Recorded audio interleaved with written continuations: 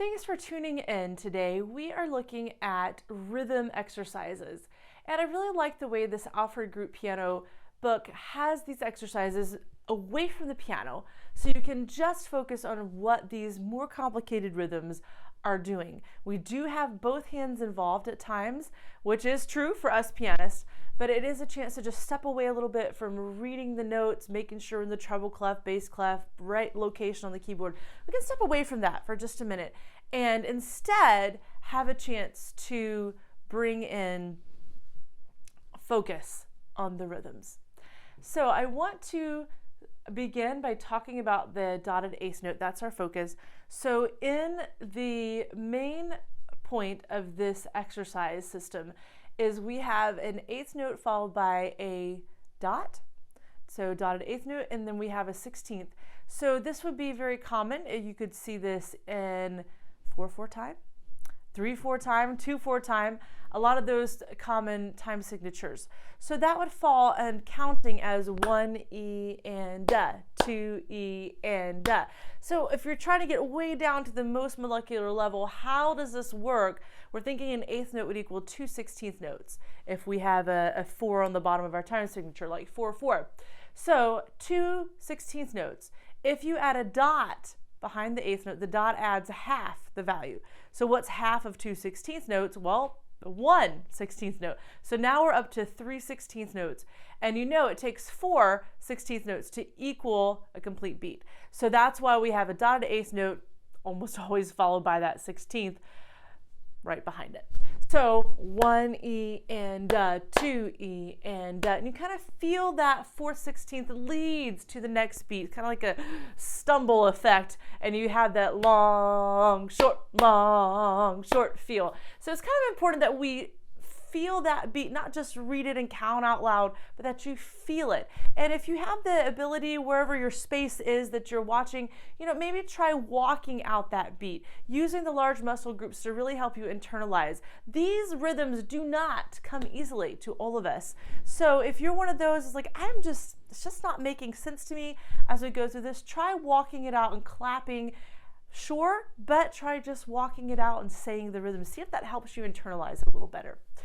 Okay, so on this first exercise, we're in 4/4 time, and we have that dotted eighth note rhythm right off the bat. So let's get going. I'm just going to do a simple clapping. If you'll follow along, 3 and 4 and 1 and 2 and 3 and 4 E and 1 and 2 and 3 and 4 and 1 and 2 E and 3 and 4 and 1 E and 2 and 3 and 4 and. Okay, now I would like to have you jump with me a little farther down the page to exercise number 4. It's going to continue the same pattern, this time in the 3/4 meter, but we still will count the same way with the dotted rhythm. So if you'll join me, we're having 2 hands at work here. Notice how the left hand is very, very steady, using a lot of the quarter notes and just kind of keeping us on that track like a metronome. So I'll do an overhead shot here. I'm just going to tap here on the top of the keys, or you can do 2 individual notes, whatever you'd like. Okay, so 2 and 3 and 1 and 2 E and 3 and 1 E and 2 E and 3 and 1 and 2 E and 3 and 1 and 2 and 3 and. All right, I'm realizing as I just finished that measure 3 of exercise 4, the left hand does not strike again on the second beat. I got used to doing that metronome. I was just ready to go quarter note every time. So it should be 1 and 2 E and 3 and like that. So do the counting carefully. Some people find it's more helpful to call out the hand division, so you could work it out like that. You could say together and right together and together and right together and right together. So I don't know, that might be too overwhelming, or it might be helpful to call out the coordination, so you can decide what works best for you. I'm going to move forward now to number 3 and number 5. And so these look very visually intimidating, but they're not as bad as you might think. So hang in there with me, don't give up just yet. So on number 3, we're looking at the first 2 measures. The left hand is doing a lot of the 8th note. So you're feeling a steady pulse there. You get to the 3rd and 4th measure, the right hand takes over with that 8th note. So they swap so each hand can feel that dotted rhythm. So just doing the rhythm by itself, here's measure 1, 1 E and Again, 1 E and 1 E and Or hand divisions, together, right, left, together, right, left.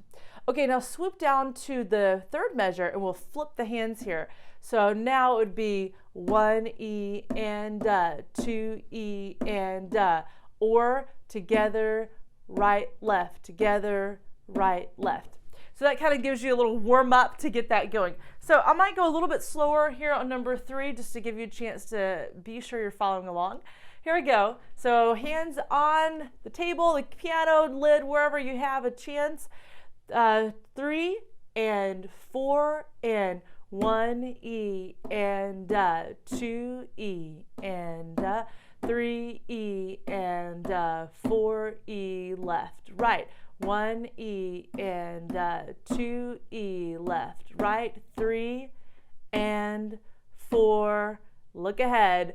1 E right, left. 2 E right, left. 3 E and 4 E and 1 E right, left. 2 E and 3 and 4 and we survived. We made it. Okay, now going on number 5, we're in 2/4. We're exploring all of these. 4/4, 3/4, 2/4. We're getting smaller as we go. All right, 2 beats in a measure, but we're still the same beat relationships because the quarter note equals 1 beat. So we're now hearing 8th notes against 16th notes.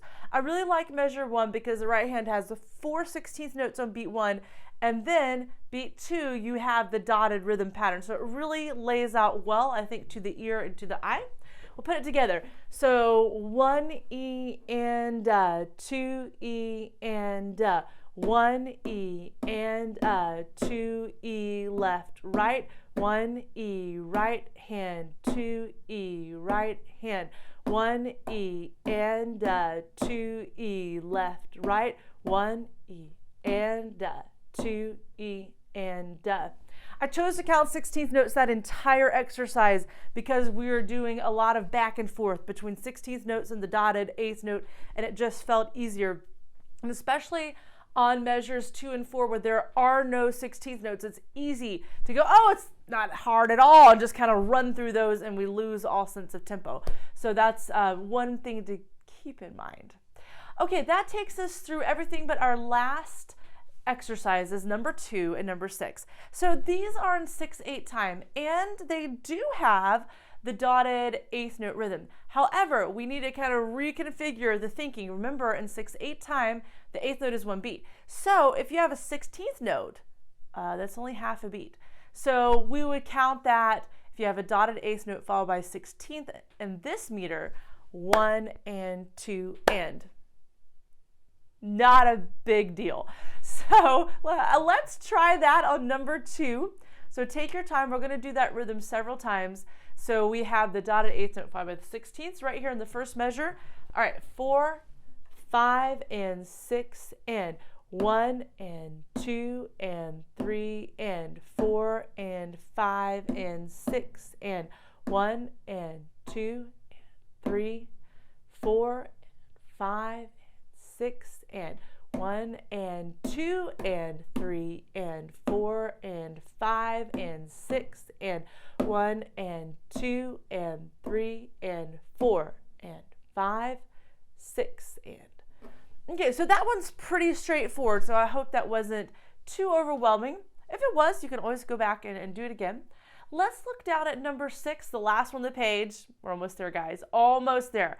Okay, so here we go, 6/8 again. Noticing that the left hand is staying pretty stationary on the first 2 measures with that dotted quarter note, and this meter that equals to 3 beats.